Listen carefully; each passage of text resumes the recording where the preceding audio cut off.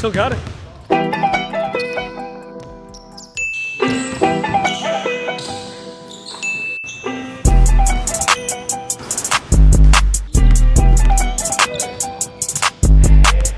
I rolled the ball to you and you're catching and sprinting off? Is that not how you play basketball? This is Jordan Lawley. The man better known as Jlaw has been in the YouTube game for quite some time now. He originally played D2 basketball at UC San Diego before briefly playing overseas in New Zealand.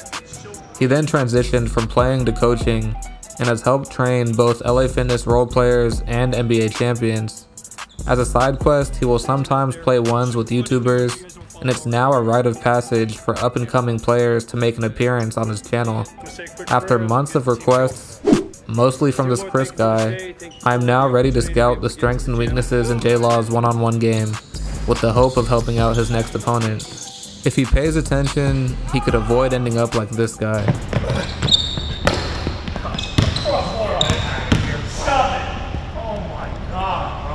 Fuck, you suck, bro.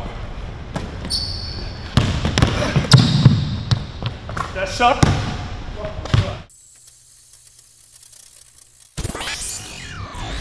I'll start with Jlaw's strengths, which revolve around his triple threat game.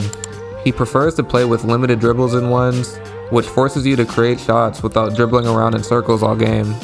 And in 3-dribble, Jlaw is very intentional with his moves. You rarely see him waste a dribble or take a bad shot. His signature move is a mid-range dribble pull-up that he can perform going in either direction. He begins the move by taking 2 hard dribbles to the basket. If the defender gives him an open lane, he can take it and immediately rise up for the shot. But more often than not, the defender is still in the play, so Jlaw will give them a slight bump to create space.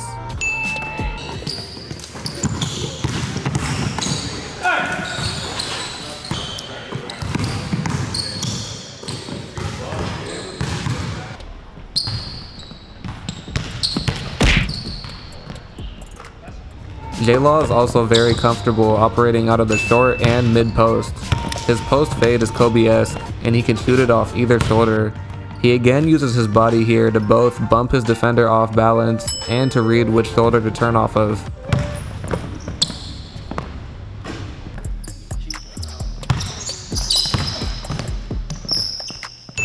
What makes this move even more deadly is the counter.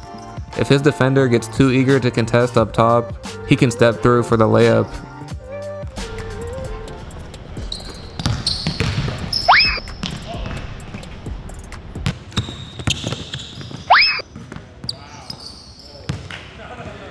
His final offensive strength is how fast he's able to get his shot off, especially off the dribble. Jlaw is a great set shooter and will kill you from 3 if you're just too small or you play lazy defense. But what's most impressive to me is his ability to get shots off against bigger and more athletic defenders. The best example of this came in his game against Dyson Daniels, who is 6'8" and in the NBA. Dyson played great defense throughout the game, but Jlaw was able to beat him with a mix of fundamentals and a little luck. Here on the wing, Jlaw shows off his ridiculously quick shot release. He gets Dyson leaning, which gives him just enough time to get his shot off.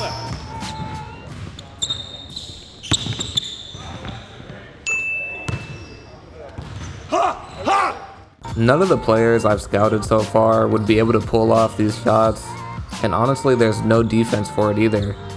If Jlaw gets going like he did against Dyson, you're just gonna lose.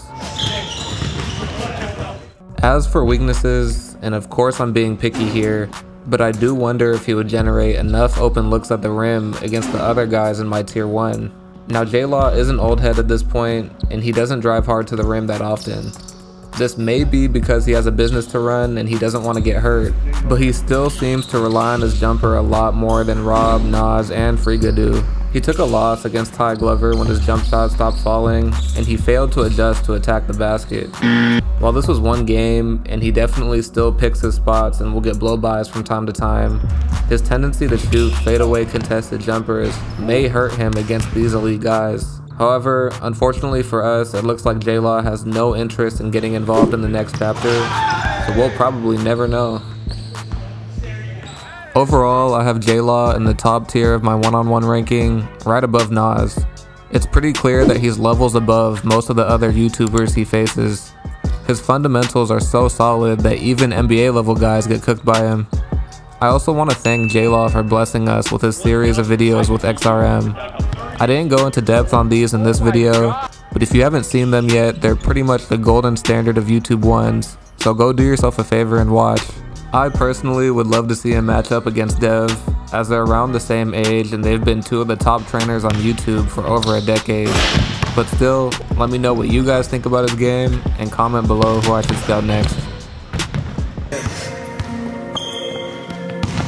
Where the fuck should I really